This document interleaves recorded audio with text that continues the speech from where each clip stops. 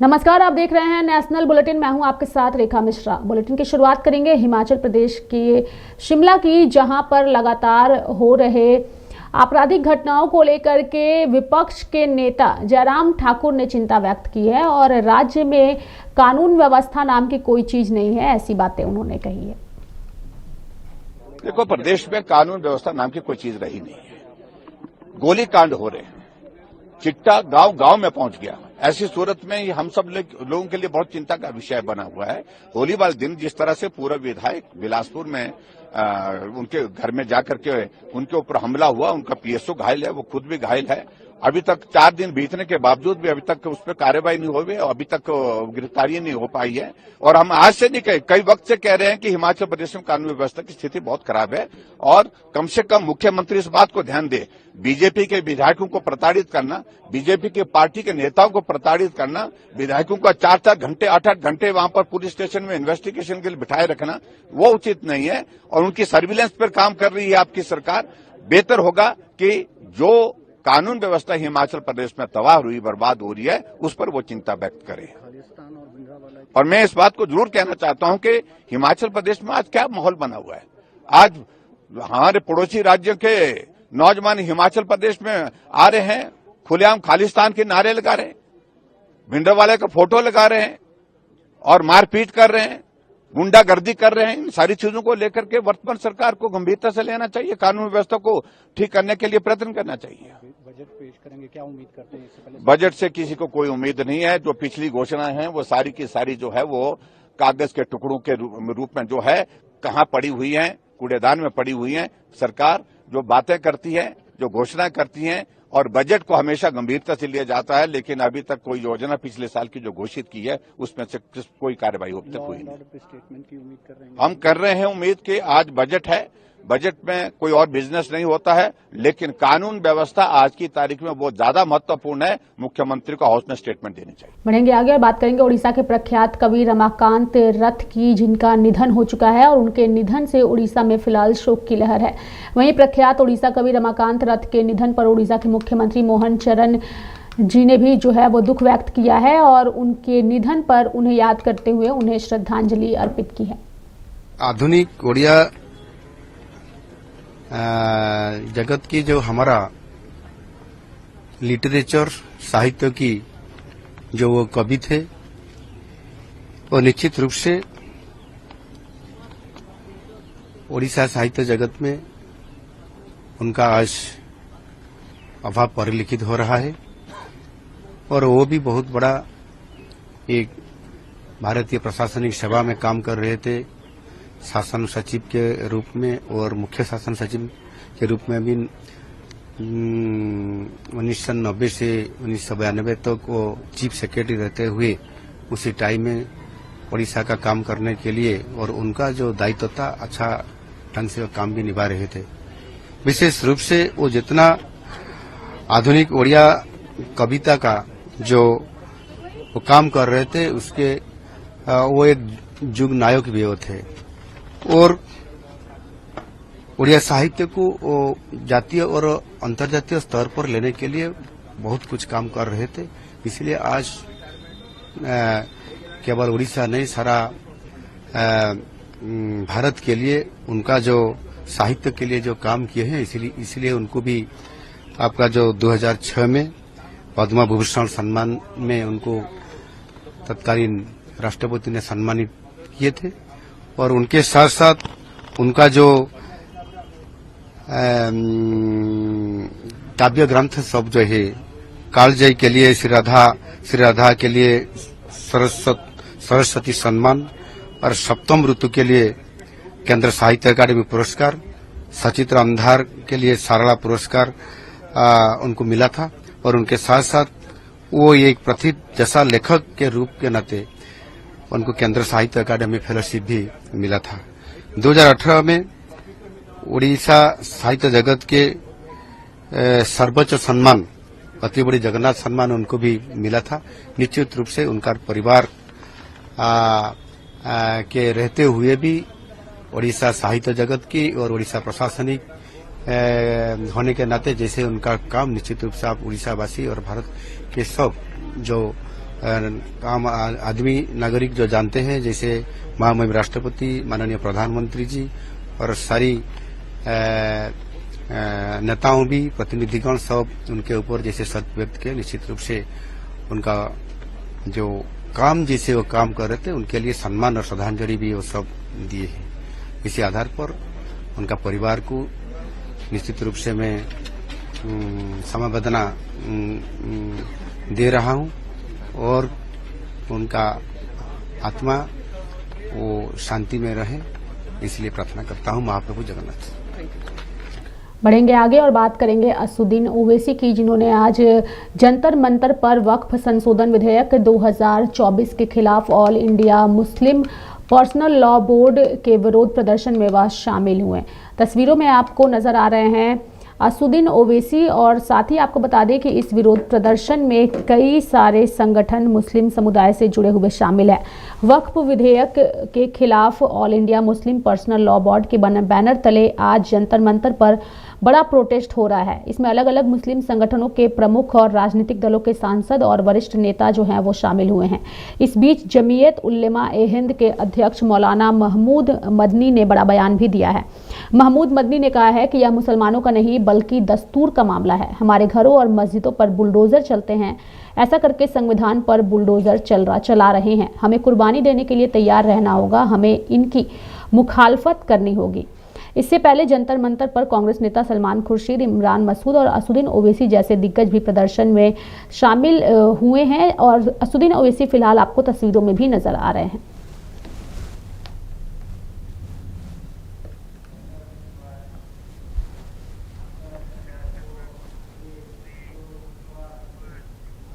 All India Muslim personal law board द्वारा वक्फ संशोधन विधेयक 2024 के खिलाफ विरोध प्रदर्शन जो है वो फिलहाल जंतर मंतर पर हो रहा है, और इसको लेकर के कांग्रेस सांसद मणिकम टैगोर की प्रतिक्रिया भी सामने आई है।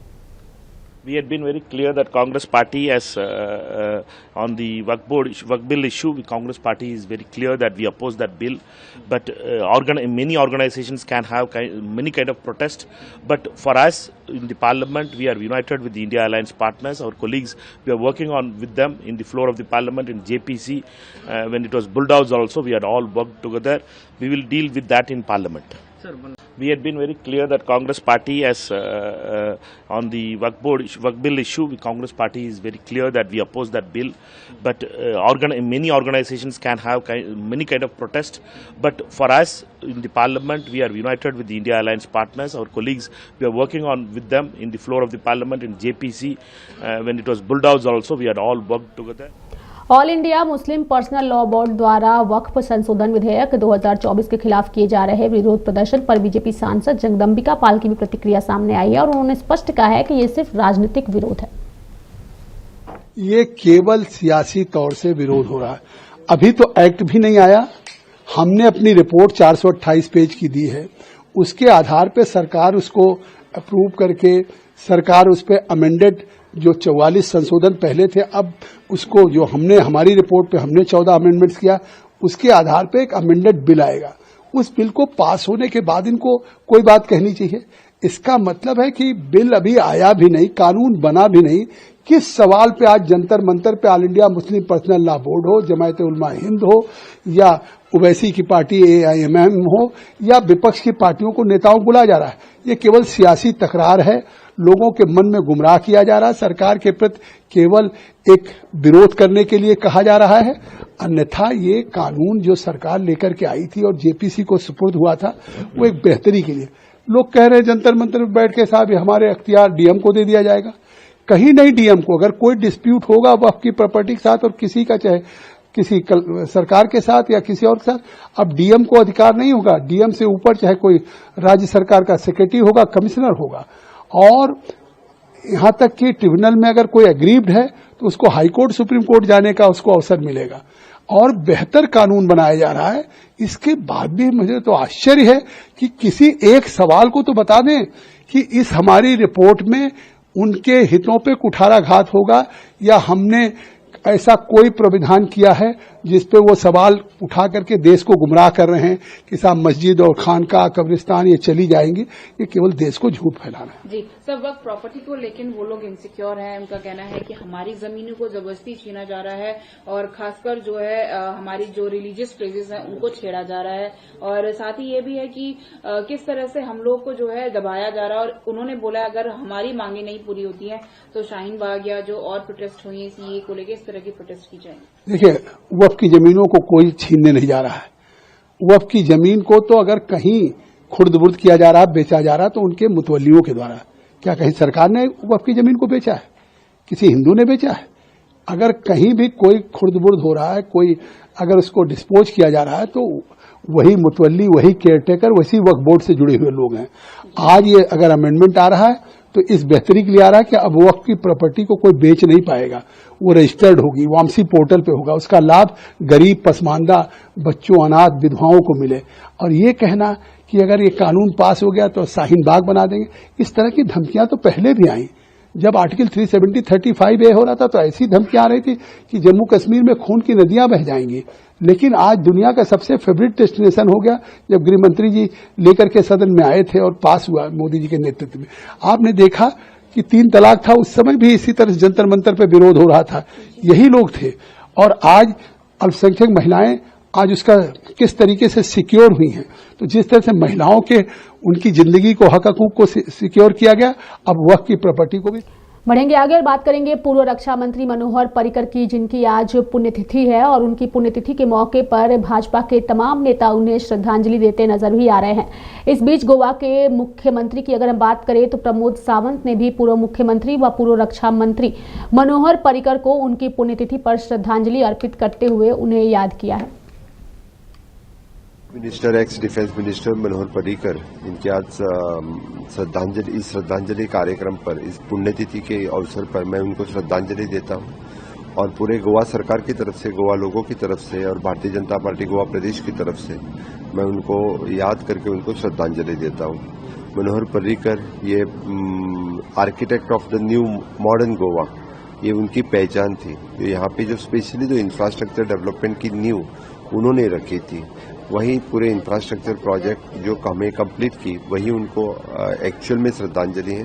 गुड गवर्नेंस और ट्रांसपेरेंसी इन द गवर्नेंस, ये उनके ब्रीद वाक्य थे। हमेशा के लिए उन्हीं तत्वों पर चलते हुए हमारी सरकार आगे बढ़ रही है।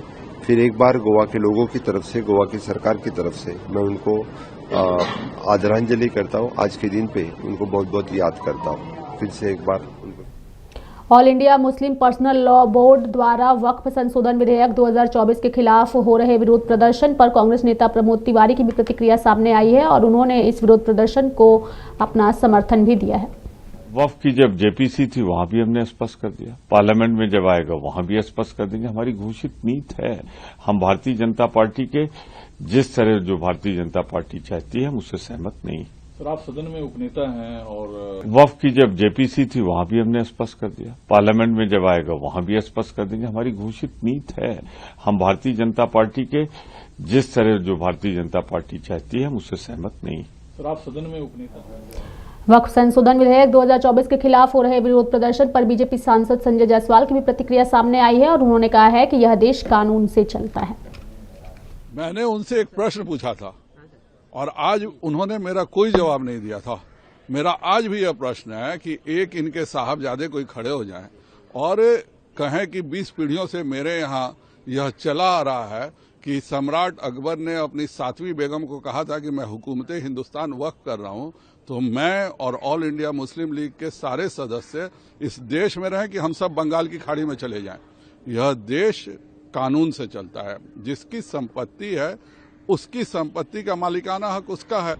आप खुद बताएं, एक तरफ तो आप वक्फ बोर्ड की मीटिंग में आके कहते हैं कि यह अल्लाह को दी गई बहुत बड़ी इबादत है, तो क्या गैर कानूनी इबादत अल्लाह स्वीकार करते हैं कि नहीं, इस पर भी मुस्लिम लीग को बताना चाहिए। जम्मू कश्मीर की सुरक्षा व्यवस्था और शांति व्यवस्था को भंग करने वालों पर जम्मू कश्मीर के उप मुख्यमंत्री सुरिंदर चौधरी का आक्रोश फूटा है और उन्होंने कहा है कि ऐसा करने वाले लोगों को बख्शा नहीं जाएगा। फिलहाल जम्मू कश्मीर में शांतिपूर्ण व्यवस्था है और उसे कायम रखना राज्य के साथ साथ केंद्र सरकार की भी जिम्मेदारी है। हाँ जी, इसको कंडेम करते हैं। हालात शांत रहना चाहिए, पीसफुल रहना चाहिए और जो भी साजिशों के पीछे हैं उनकी साजिशें कभी हिंदुस्तान को या जम्मू कश्मीर को कमजोर करने की कोशिश करेंगे तो कभी नहीं होंगे।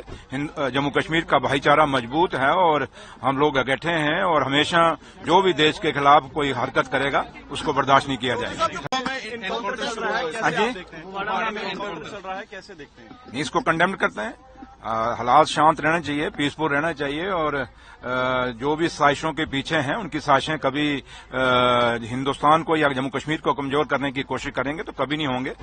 जम्मू कश्मीर का भाईचारा मजबूत है और हम लोग इकट्ठे हैं और हमेशा जो भी देश के खिलाफ कोई हरकत करेगा। बढ़ेंगे आगे। दिल्ली पुलिस पूर्वी जिले के विशेष अभियान के तहत दिल्ली एनसीआर में 7 अंतरराज्यीय अवैध बांग्लादेशी अप्रवासी पकड़े गए हैं। अवैध बांग्लादेशी अप्रवासी भारत बांग्लादेश सीमा के पास नदी के रास्ते भारत में घुसे थे। वे पहचान से बचने के लिए विभिन्न स्थानों पर रह रहे थे। उनके निर्वासन की प्रक्रिया विदेशी क्षेत्रीय पंजीकरण कार्यालय दिल्ली की सहायता से शुरू की गई।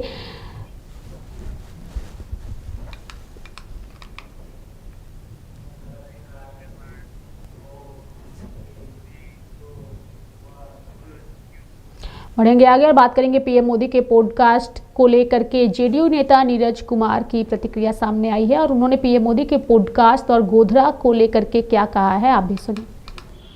गोधरा का जो धार्मिक उन्माद और उस संबंध में राजनीतिक घटनाक्रम का आदरणीय प्रधानमंत्री जी ने वस्तु स्थिति का मूल्यांकन कर अपनी राय व्यक्त की है, तो स्वाभाविक है कि वर्तमान में प्रधानमंत्री हैं, उस समय राज्य के मुख्यमंत्री थे, तो उस समय की अद्यतन स्थिति को अद्योपांत कहने का उनको अधिकार है और माननीय न्यायपालिका ने भी इसमें न्यायिक टिप्पणी की है। तो ऐसी स्थिति में आदरणीय प्रधानमंत्री द्वारा वस्तुगत परिस्थिति का मूल्यांकन किया जाना यह तो स्वाभाविक प्रक्रिया है। राजनीतिक परिस्थिति का मूल्यांकन, उसका सामाजिक प्रभाव, उसका राजनीतिक प्रभाव, इन तमाम तथ्यों को आदरणीय प्रधानमंत्री जी ने रेखांकित किया। यह तो उनका अपना नजरिया है। ऑल इंडिया मुस्लिम लॉ बोर्ड के द्वारा वक्फ संशोधन विधेयक 2025 पर हो रहे विरोध प्रदर्शन पर शिवसेना यूवीटी सांसद प्रियंका चतुर्वेदी की भी प्रतिक्रिया सामने आई है और उन्होंने इस पर कुछ भी बोलने से और टिप्पणी करना उनके लिए सही नहीं है, क्योंकि उनका मानना है कि ये बिल संसद में जब तक पेश नहीं हो जाता तब तक इस पर टिप्पणी करना गलत होगा। देखिए, वक्फ बिल जो है जब तक वो पार्लियामेंट में पेश नहीं होता है तब तक मैं मानती हूं कि सभी को अपनी टीका टिप्पणी करना ठीक नहीं रहेगा, या अभी तक टेबल नहीं हुआ है और जिस तरीके की पूरी राजनीति उसके इर्द गिर्द हो रही है वो दुर्भाग्यपूर्ण है। हमारे अरविंद सावंत जी बकायदा उस कमेटी में थे जहां पे ये चर्चा का विषय बना। उन्होंने अपनी बातें रखी हैं, शिवसेना का स्टैंड रखा है और उसी फोरम पे शिवसेना अपना स्टैंड रखती रहेगी। देखिए, वक्फ बिल जो है जब तक वो पार्लियामेंट में पेश नहीं होता है तब तक मैं मानती हूं कि सभी को अपनी टीका टिप्पणी करना ठीक नहीं रहेगा, या अभी तक टेबल नहीं हुआ है और जिस तरीके की पूरी राजनीति उसके इर्द गिर्द हो रही है वो दुर्भाग्यपूर्ण है। हमारे अरविंद सावंत जी बकायदा उस कमेटी में थे जहां पे ये चर्चा का विषय बना। उन्होंने अपनी बातें रखी हैं, शिवसेना का स्टैंड रखा है और उसी फोरम पे शिवसेना अपना स्टैंड रखती रहेगी। तो मेरे साथ फिलहाल अभी के लिए नेशनल बुलेटिन में इतना ही। आप देखते रहिए लाइव इंडिया हर पल। नमस्कार।